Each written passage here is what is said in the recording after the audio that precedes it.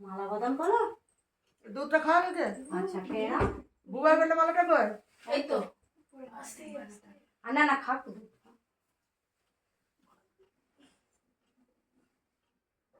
ওটাকে নিতে হবে না না, যতটা পারবে অত জোর করে না, শরীর খারাপ হয় না যেন।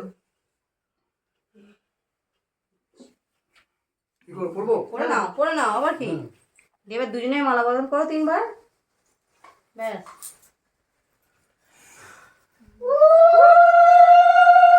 তুমি আগে পড়াও, চুলের সাথে আটকে গেছে।